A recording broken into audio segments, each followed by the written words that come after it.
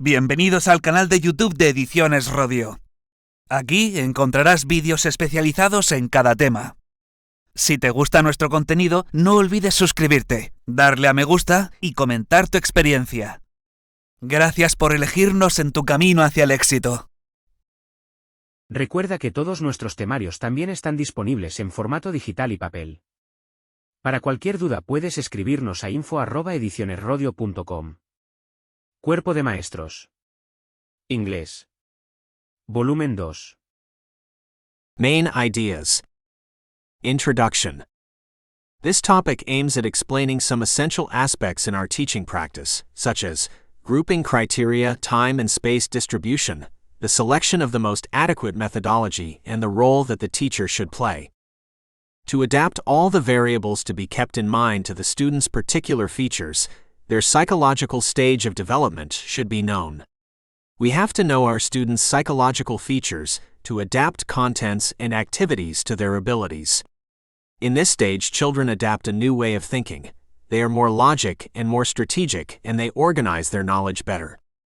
Procedures are increased and accepted more quickly due to a functional change, practice, and experience. Information is processed differently, that is why functional capacity increases. From the age of 7 on, problems are solved more easily due to the application of notional strategies. Children are able to use external help functionally and autonomously, what facilitates their cognitive development. These features influence their everyday life and their learning at school. Children work more easily, they can follow one or more conversations, and they concentrate more precisely on relevant aspects of a game or a task. Thus, they have now the ability to filter distractions and to concentrate on the relevant information. From the age of 6 on, they develop procedures to retain new information and to recover knowledge. From now on, children are more conscious about their cognitive processes and notice how and what they think. They are able to elaborate rational explanations which can be generalized, have internal coherence, and are more objective. Thus, their arguments now are better reasoned and justifiable. Children enter primary education at a stage that could be called the age of reasoning. They move away from intuitive and subjective thinking. They are able to situate things they perceive directly in a wider context and infer conclusions which are beyond the observed data. They seem to be more confident in their decisions and judgments and rely less on the data themselves. Children are more sensitive as to dynamic and changeable aspects because their way of thinking is more mobile. Thus, they can follow and explain the before-mentioned transformations. A great number of phenomena and complex concepts will be understood profoundly. According to the curriculum, this topic acquires great relevance since the Organic Law 3/2020 SBO of the 29th of December 2020, henceforth LOMLOE, amending the Organic Law of Education 2006, in its preamble, mentions the following: the organization of spaces, times, and methodologies must be adapted to the needs of the group and of each student. Furthermore, one of the objectives of the primary education stage is to develop individual and group working habits, which is reflected in Crown Decree 157/2022 of March 1st, which establishes the organization and minimum teachings of primary education, Article 7.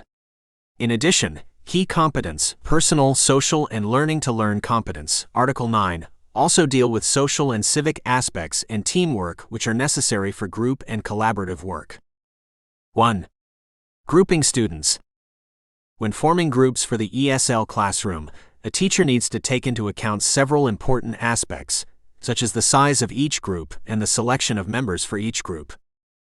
With respect to group size, the larger the group, the wider the range of experiences, expertise, skills, and interests to contribute to the learning activity. The amount of materials may also determine the size of each group, as also the amount of time allocated for the learning activity. In this respect, smaller groups can be more efficient. In addition, the size of the task and the number of component responsibilities may also determine group size. Larger groups of 6 members or more may require skills of coordination and collaboration for every individual to be involved. However, larger groups have the risk for members to be uninvolved or to dominate others. With group work, it is also advisable for the teacher to first mention which books or materials the students need before he fixes the group, so that the students know what kind of material they will need to carry the task out successfully. Thus, the teacher will realize that even though group size may look like a simple decision, nevertheless, it has significant implications. Variance in group size will mean variance in student experience and learning. In assigning students to groups, a teacher should begin by considering the results he wants the group to achieve, and then proceed to select suitable students. For example, if the teacher wants the groups to develop dialogues, then he would probably need 1 or 2 creative individuals in each group. Thus, it is important for the teacher to consider diversity in group composition.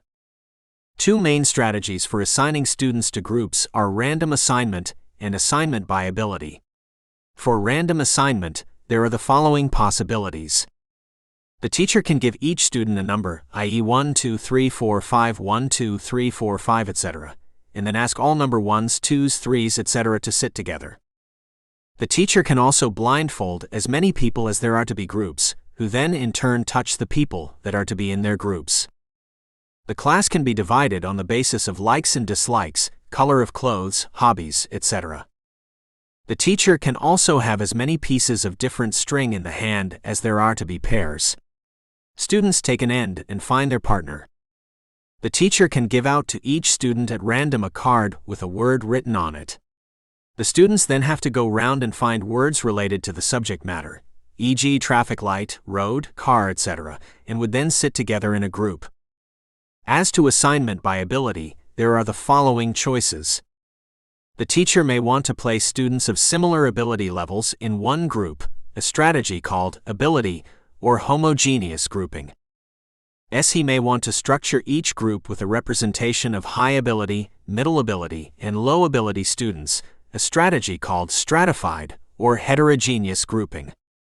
Other strategies for assigning students to groups are assignment by social criteria and assignment by interest. In assignment by social criteria, the teacher may begin by assessing the social skills and relationships among her students. The teacher will then consider grouping them to complement or to provide diversity by mixing the introverts with the extroverts and the leaders with the followers. He can use student lists of desired work partners or team members to guide her. Lastly, in assignment by interest, the teacher can begin by first surveying her students' interests and then grouping them together according to topics of shared interest. The teacher may find that there is nothing more satisfying than to observe a group working on a topic that they are interested in, sharing ideas, and the result will be very satisfying. Other important aspects of grouping are group assessment, assessment based on a group as a whole rather than based on each individual's work. The group as a whole, rather than each member of the group, is given a common mark. Group dynamics, the relationship between members of the class. Group testing, the practice of having students take exams as a team, with each member of the team receiving the grade earned by the group. Team members are encouraged to discuss the questions and come to a consensus in an attempt to arrive at correct answers. In this context, the test becomes both a teaching, learning, and assessment tool. 2. Distribution of time and space.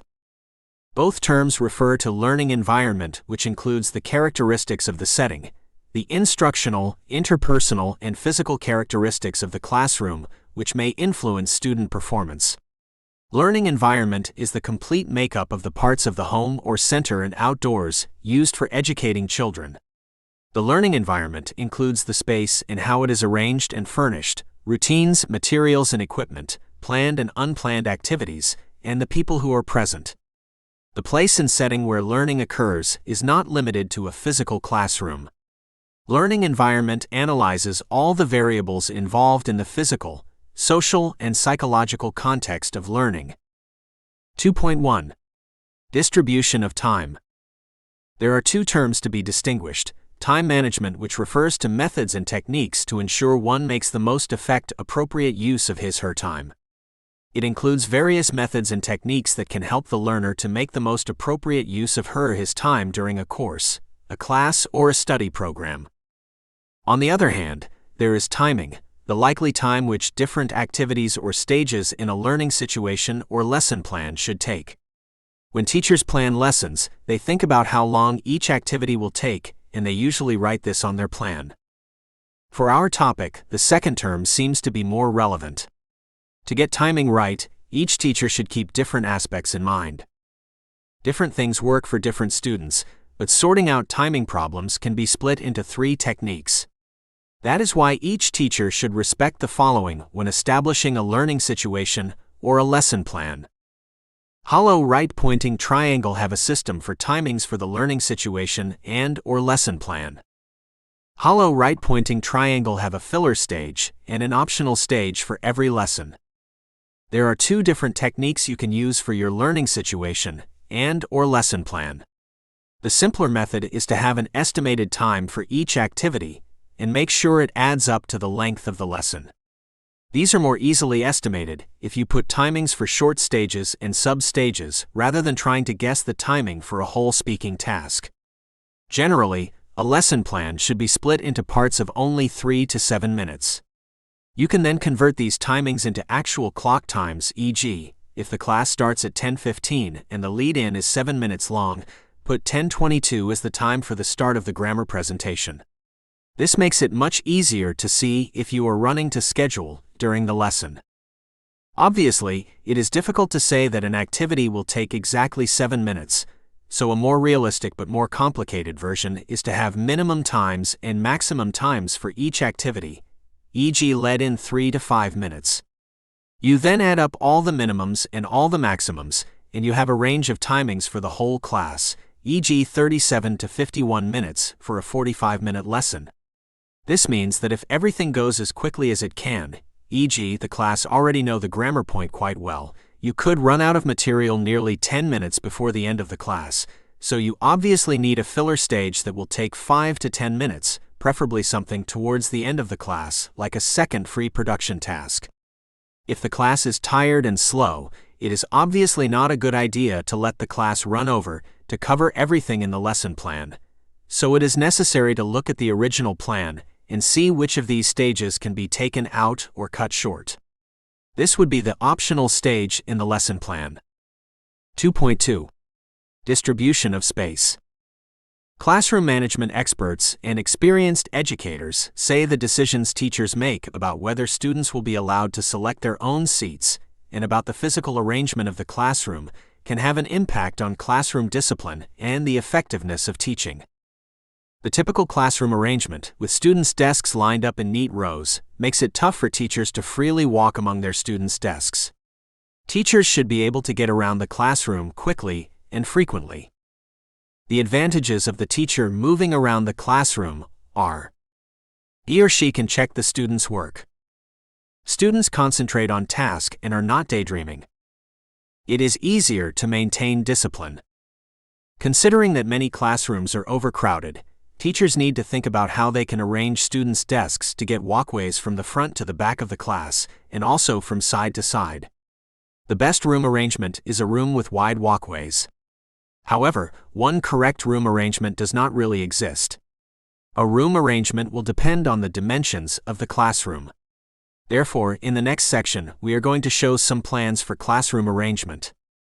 Traditional classroom arrangement. The classroom itself has limited amount of space, and the way that space is employed will certainly affect the kind of communication. Circles represent student seats. People occupying the dark seats will account for a very large proportion of the total interaction between teacher and the students in this type of arrangement. People seating in the gray seats interact some but much less frequently than those in the darkened areas, and people in the white seats will participate very infrequently, if at all. Most common explanations for this variance in participation are that students sitting in the dark seats have the best visual contact with the teacher, and they are in comparatively closer proximity to the teacher. Shy students generally attempt to avoid interaction in the classroom, and thus will choose to the white seats. Outgoing students, on the other hand, will tend to take dark seats. Students with moderate communication apprehension are likely to select gray seats. Each of these different types of students, therefore, employs space in the classroom differently if they are given free choice. The question thus arises as to whether the teacher should permit the students to have free choice.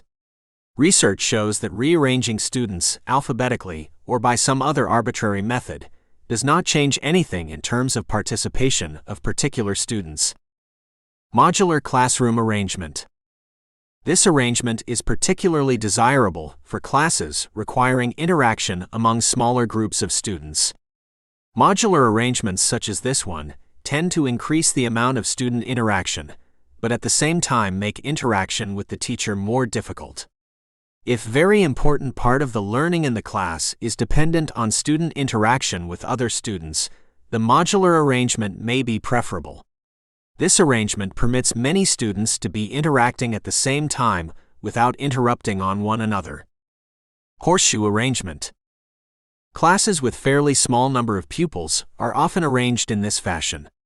When students are given free choice of arranging the classroom, this is one of the most popular options. Such an arrangement provides for each student equivalent visual access to most other students and the teacher. Some research suggests that there is more participation in classes arranged in this way. Students who are at the opposite end of the horseshoe from the teacher, however, are those most likely to interact, while those at the right and left hand of the teacher are those least likely to interact. If the teacher desires that the full class interaction occur, the horseshoe arrangement may be the most desirable. This will encourage interaction both among the students and between students and teacher. 3. Selection of methodologies. As we already did in topic 13 and 14, we are going to describe the basic principles and procedures of the most recognized methods and approaches for teaching a second or foreign language, which are the following. 1. Direct method. 2. Audio-lingual method. 3. Community language learning. 4. Cognitive code. 5. Communicative approach. 6.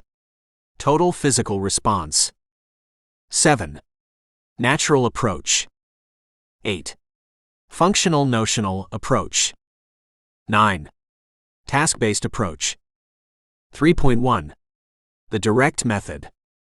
This approach was developed initially as a reaction to the grammar translation approach in an attempt to integrate more use of the target language. Lessons begin with a dialogue using a modern conversational style in the target language. Material is first presented orally with actions or pictures. The mother tongue is never used. There is no translation. The preferred type of exercise is a series of questions in the target language based on the dialogue or an anecdotal narrative. Questions are answered in the target language.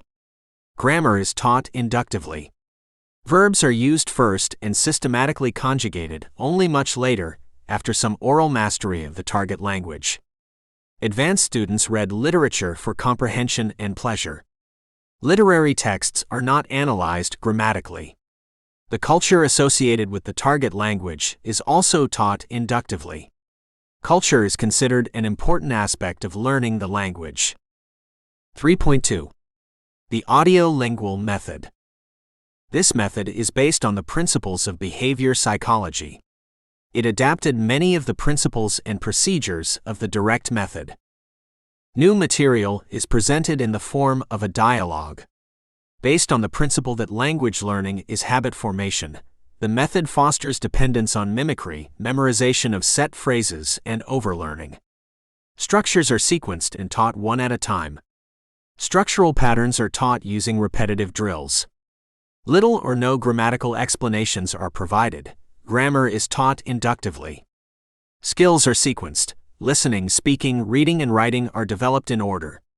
Vocabulary is strictly limited and learned in context. Teaching points are determined by contrastive analysis between L1 and L2. There is abundant use of language laboratories, tapes, and visual aids. There is an extended pre-reading period at the beginning. Great importance is given to precise native-like pronunciation. Use of the mother tongue by the teacher is permitted, but discouraged among and by the students. Successful responses are reinforced. Great care is taken to prevent learner errors. There is a tendency to focus on manipulation of the target language and to disregard content and meaning. 3.3. Community language learning. This methodology, elaborated by Curran, is not based on the usual methods by which languages are taught. Rather, the approach is patterned upon counseling techniques and adapted to the peculiar anxiety and threat, as well as the personal and language problems a person encounters in the learning of foreign languages. Consequently, the learner is not thought of as a student but as a client. The native instructors of the language are not considered teachers, but rather are trained in counseling skills adapted to their roles as language counselors. The language counseling relationship begins with the client's linguistic confusion and conflict. The aim of the language counselor's skill is first to communicate empathy for the client's threatened, inadequate state, and to aid him linguistically. Then slowly the teacher-counselor strives to enable him to arrive at his own increasingly independent language adequacy. This process is furthered by the language counselor's ability to establish a warm, understanding, and accepting relationship, thus becoming an other language self for the client. The process involves 5 stages of adaptation. 1. The client is completely dependent on the language counselor. 2. The client turns and begins to speak the foreign language directly to the group. 3. The client speaks directly to the group in the foreign language. This presumes that the group has now acquired the ability to understand his simple phrases. 4. The client is now speaking freely and complexly in the foreign language. The group's understanding is presumed. 5. The counselor intervenes not only to offer correction, but to add idioms and more elegant constructions. 3.4. Cognitive code approach.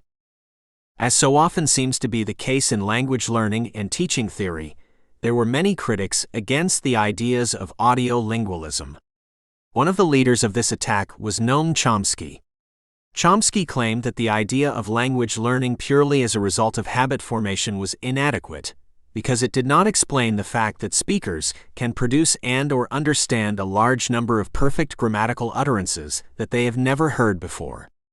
Instead, Chomsky argued that humans are equipped with a language acquisition device, LAD, that enables us to learn language. Errors under this model are simply a natural part of learning a language, as a second language learner creates a mental construction of the new language.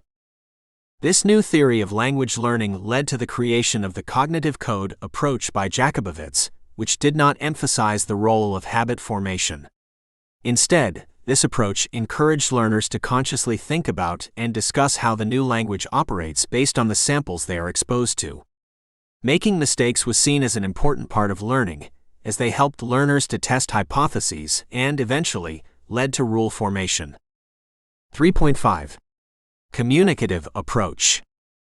The communicative approach, CA, was developed by Robert Langs in the early 1970s. It is a new theory or paradigm of emotional life and psychoanalysis that is centered on human adaptations to emotionally charged events, with full appreciation that such adaptations take place both within awareness, consciously, and outside of awareness, unconsciously. Besides this one, its origins concerning language teaching are many, insofar as one teaching methodology tends to influence the next. The communicative approach could be said to be the product of educators and linguists who had grown dissatisfied with the audiolingual and grammar translation methods of foreign language instruction. It was felt that students were not learning enough realistic, whole language. The students did not know how to communicate using appropriate social language, gestures, or expressions. In brief, they were at a loss to communicate in the culture of the language studied. Interest in and development of communicative style teaching came up in the 1970s. Authentic language use and classroom exchanges where students engaged in real communication with one another became quite popular. In the following years, the communicative approach has been adapted to all levels, and the underlying philosophy has caused different teaching methods known under a variety of names, including notional functional, teaching for proficiency, proficiency-based instruction, and communicative language teaching. Communicative language teaching makes use of real-life situations that necessitate communication. The teacher sets up a situation that students are likely to encounter in real life. Unlike the audiolingual method of language teaching, which relies on repetition and drills, the communicative approach can leave students in suspense as to the outcome of a class exercise, which will vary according to their reactions and responses. The real-life simulations change from day to day. Students' motivation to learn comes from their desire to communicate in meaningful ways about meaningful topics.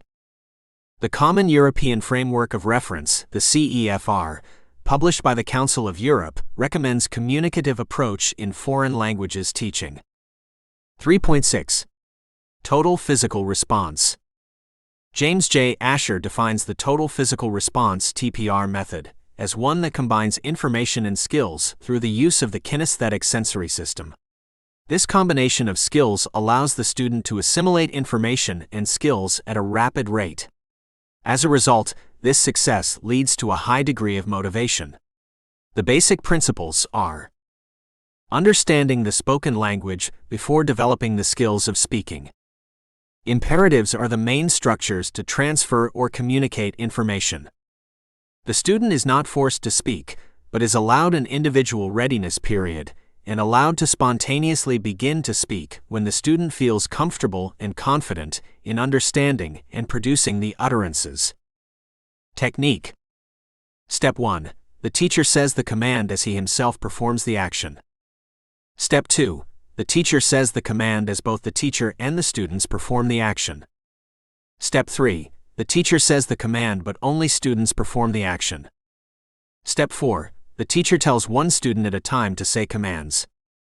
Step 5. The roles of teacher and student are reversed. Students give commands to the teacher and to other students. Step 6. The teacher and students allow for command expansion or produce new sentences. TPR can be used to teach and practice many things. Vocabulary connected with actions: smile, chop, headache, listen. Tenses: past, present, future, and continuous aspects. Every morning I clean my teeth, I make my bed, I eat breakfast. Classroom language: open your books. Imperatives: instructions: stand up. Close your eyes. Storytelling. It can be adapted for all kinds of teaching situations, especially for young learners. TPR has a lot of advantages. It is a lot of fun. Students enjoy it, and it can be a real stirrer in the class. It lifts the pace and the mood. It is very memorable. It helps students to remember phrases or words. It is good for kinesthetic learners who need to be active in the class. It can be used in large or small classes. It does not really matter how many students you have as long as you are prepared to take the lead. The students will follow. It works well with mixed ability classes. The physical actions get across the meaning effectively, so that all the students are able to understand and use the target language. It does not require a lot of preparation or materials. It involves both left and right-brained learning. To vary when using TPR, you may first get the students to do the actions, then do them yourself, and drill the students chorally and individually, to give them an opportunity to practice making the sounds. They are then ready to give commands to each other. You can play a game by organizing the students into a circle. The teacher says the word, and the last person to do the action is out. This person then stands behind the teacher and watches for the student who does the action last. Eventually, there is only one student, as he is the winner. You can extend this by playing Simon Says. This time when you give a command, students should only do it if you say Simon says at the start. You might say Simon says slice some bread or Simon says chop an onion, and the students must do the action. However, if you say run out of the door, the students should not do this. If anyone does the action that Simon does not say, then they are out and have to watch for the mistakes of the other students. 3.7. Natural Approach. Stephen Krashen and Tracy Terrell developed the natural approach in the early 80s, based on Krashen's theories about second language acquisition. The approach shared a lot in common with Asher's total physical response method in terms of advocating the need for a silent phase, waiting for spoken production to emerge of its own, and emphasizing the need to make learners as relaxed as possible during the learning process. Some important underlying principles are that there should be a lot of language acquisition as opposed to language processing, and there needs to be a considerable amount of comprehensible input from the teacher.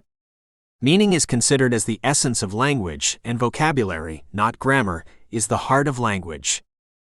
As part of the natural approach, students listen to the teacher using the target language communicatively right from the beginning. It has certain similarities with the much earlier direct method, with the important exception that students are allowed to use their native language alongside the target language as part of the language learning process. In early stages, students are not corrected during oral production, as the teacher is focusing on meaning rather than on form, unless the error is so drastic that it actually hinders meaning. Communicative activities are predominant, focusing on a wide range of activities including games, role plays, dialogues, group work, and discussions. There are 3 generic stages identified in the approach.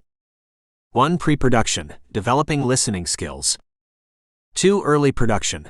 Students struggle with the language and make many errors which are corrected based on content and not structure. 3. Extending production, promoting fluency through a variety of more challenging activities. Krashen's theories and the natural approach have received plenty of criticism, particularly orientated around the recommendation of a silent period that is terminated when students feel ready to emerge into oral production and the idea of comprehensible input. Critics point out that students will emerge at different times, and it is hard to determine which forms of language input will be comprehensible to the students. These factors can create a classroom that is essentially very difficult to manage. Still, this was the first attempt at creating an expansive and overall approach rather than a specific method, and the natural approach led naturally into the generally accepted norm for effective language teaching, communicative language teaching. 3.8. Functional notional approach. A notional-functional syllabus is more a way of organizing a language learning curriculum than a method or an approach to teaching. In a notional-functional syllabus, instruction is organized not in terms of grammatical structure as before with the audiolingual method, but in terms of notions and functions. In this model, a notion is a particular context in which people communicate, and a function is a specific purpose for a speaker in a given context. As an example, the notion or context shopping requires numerous language functions, including asking about prices or features of a product. Similarly, the notion party would require numerous functions like introductions, greetings, and discussing interests and hobbies. A notional functional syllabus tries to help students develop their ability to effectively communicate in a variety of real-life contexts. 3.9. Task-based approach. Task-based learning is an overall approach to language learning that considers the tasks that learners do as central to the learning process. The learning process is seen as a set of communicative tasks that are directly linked to curricular goals and objectives. There are 5 main characteristics of a task-based approach to language learning. An emphasis on learning to communicate through interaction in the target language. The introduction of authentic texts, teaching materials, into the learning situation. The provision of opportunities for learners to focus not only on language, but also on the learning process itself. An improvement of the learner's own personal experiences as important contributing elements to classroom learning. An attempt to link classroom language learning with language activation outside the classroom. The task is considered as a piece of meaning-focused work which involves learners in comprehending, manipulating, producing, and interacting in the target language. Specifically, tasks can be analyzed according to the goals, the input data, the activities derived from the input, the settings and roles implied for teacher and learners. No matter which method the teacher chooses, it is important that the pupils acquire language and key competences. 4. Teacher's role. In the following, we are going to describe the different teachers' roles. We have tried to gather as many terms as possible to cover a wide number of authors who refer to teachers' roles. In many cases, we only offer one example for each role. This at no means implies that there are not more. Researcher. Before starting the activity, the teacher must investigate about the student's knowledge concerning the center of interest of the task. It may even be necessary to gather information about the theme before starting the exercise. Organizer. The teacher usually organizes the grouping and the activity. When organizing groups, we must respect the students' opinions and the aims we want to reach with the task. Usually, it is easiest to ask students who sit next to each other to work together. Occasionally, we might want to change this routine, then we can ask them to work with the student behind. When doing information gap exercises, we can use the so-called tango pairs. In this setup, students sit next to each other away from the table, the first student sitting facing one way, the second student facing in the opposite direction. The students talk over their shoulder to each other, using different sets of information they have in their hands, or working from information we have pinned on opposite walls. This information could take the form of pictures, tables, or graphs which one child asks questions about and the other answers, for example, in a guessing game using pictures. Alternatively, there could be different sets of pictures which the students have to match or classify by sharing information. The criteria we choose to select may aim to mix or match the ability level in a pair. A bright student may be chosen to help a slow learner. Informer. The teacher should provide the students with all the structures and vocabulary they need to carry out the exercise. This vocabulary should be explained within a context, and the students should have time to memorize it before doing the activity. Monitor. The word monitor derives from the Latin word for warner or warning. Depending on the context, the teacher as a monitor may want to watch a teaching-learning situation in order to see how it changes over time, or he may want to listen to or watch the students' communications, such as pair work or role plays. In the British school system, a monitor can also refer to a hall monitor, a person who patrols the hall of a school, or a prefect, empowered schoolboy or schoolgirl, especially in public schools. Controller. During the activity, it is convenient for the teacher to note down the mistakes the students make and the frequency with which these mistakes turn up. As well as this, the teacher must control the amount of mother tongue used. This should be little or none. To avoid the usage of the native language, students should manage the classroom language very well, and they should have clear instructions as to behavior in class. Prompter. The teacher should help students if they do not know how to do the exercise. This help may consist in simply explaining the task again, or in the provision of a necessary structure or vocabulary. If the teacher provides vocabulary or structures, he should write them on the blackboard, so that the rest of the class will be able to copy them after the task, and the whole class will thus have received the same information. Motivate. To motivate students, there is one important point of view. During the task, the teacher should never over-evaluate mistakes or correct everything that is not correct. These mistakes can be corrected later, so that the students are not aware of the fact that their result was not 100% correct. Students will lose motivation if they are corrected continuously, and the most important aim for any oral task is communication, which will get lost by constant teacher's interruption. The important point of view is that the language produced is comprehensible. Guide. The teacher is the one who takes the students along the activity. He must control if the task goes on well. The exercise chosen may be too long and students will become bored. In this case, we should stop and move on to a different task. Another possibility is that the task is too difficult and the teacher has to guide too much. Then he should interrupt the activity and take it up again once the students have acquired the necessary knowledge. Participant. The teacher herself may want to participate in the activity, for example, by taking over a role in a role play. This function has some advantages. It is fun for the students to see the teacher as one student more. Besides, it makes it possible to give them good pronunciation models. Corrector. As mentioned before, during the task, the teacher will only correct those mistakes that are considered serious and the ones that make communication impossible. The seriousness of a mistake depends on what we are teaching at the moment. Suppose we find the following situation. We are teaching the present simple tense. That means that our students should manage the present continuous tense, which is taught before the present simple, correctly, but some students make mistakes when applying this tense. They are expected to make mistakes when applying the simple present as they are in the practice stage, but they should manage the present continuous tense without mistakes. Assessor, evaluator.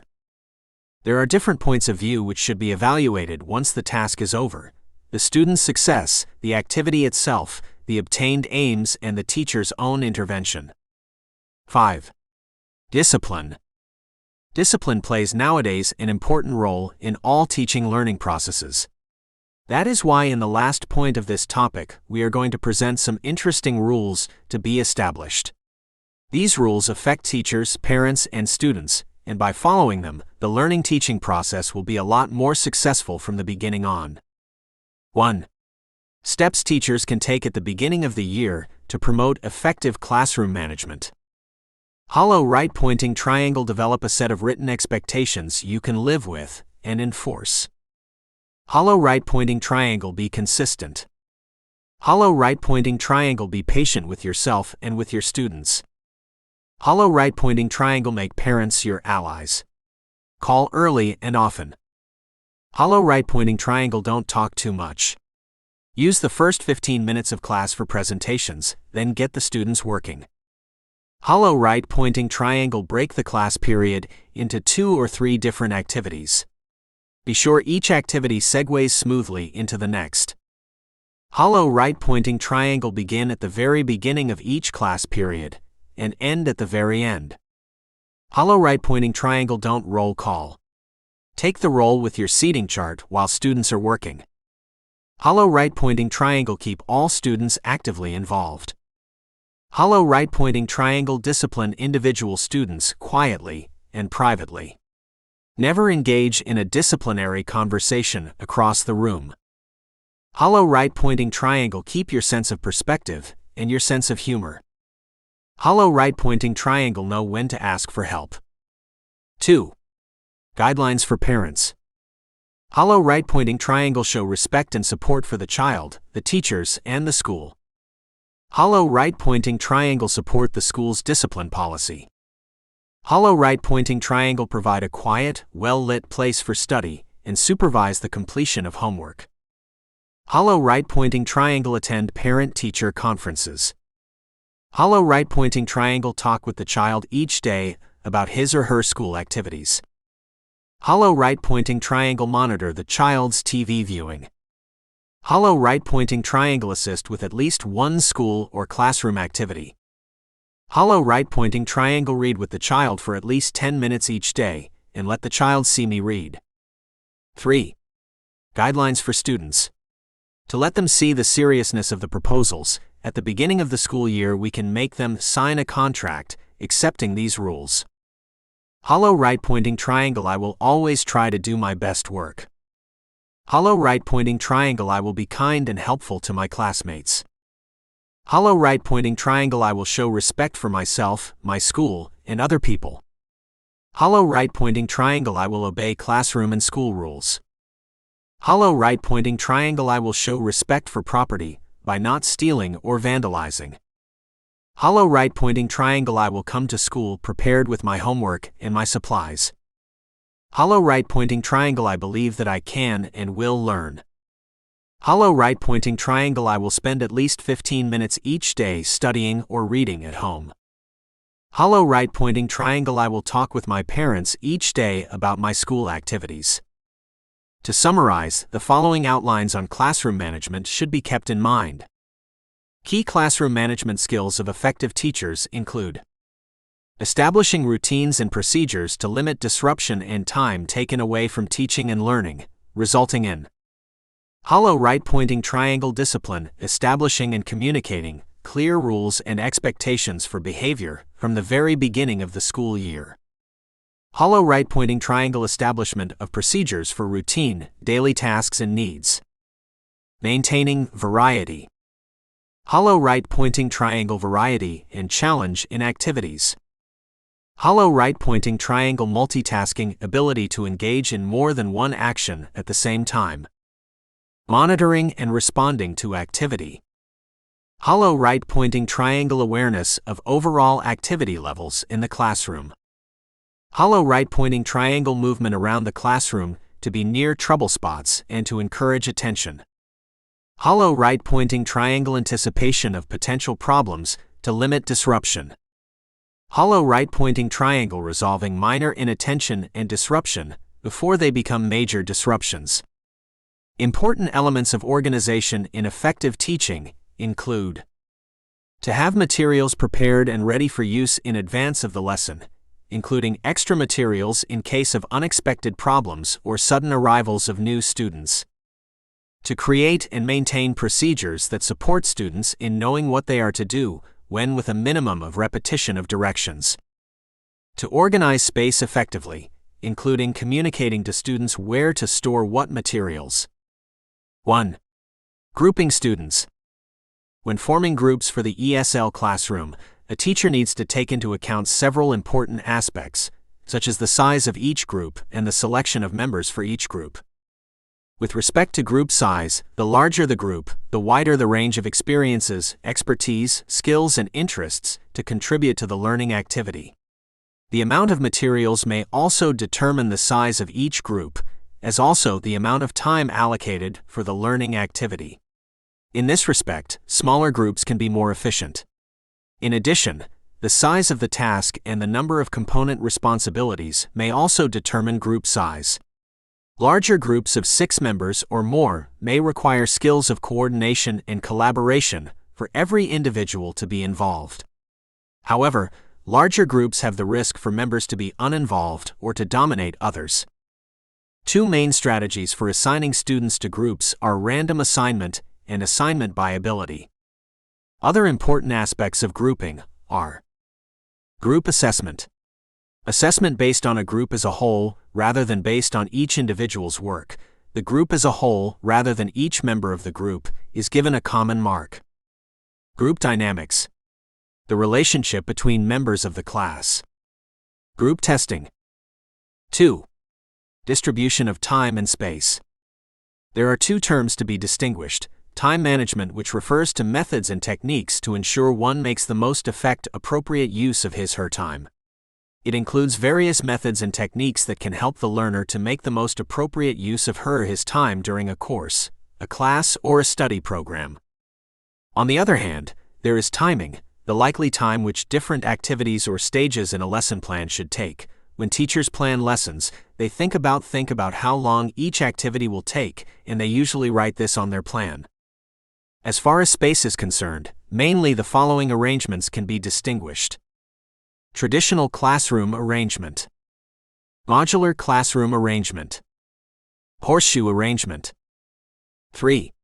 Selection of methodologies. The teacher can choose among 1. Direct method. 2. Audio-lingual method. 3. Community language learning. 4. Cognitive code. 5. Communicative approach. 6. Total physical response. 7. Natural approach. 8. Functional notional approach. 9. Task-based approach. Nevertheless, in most cases, a mixture of methodologies will be followed so as to cover students' needs and interests. 4. Teachers' roles. Researcher. Organizer. Informer. Monitor. Controller. Prompter. Motivator. Guide. Participant. Corrector. Assessor, evaluator. 5. Discipline.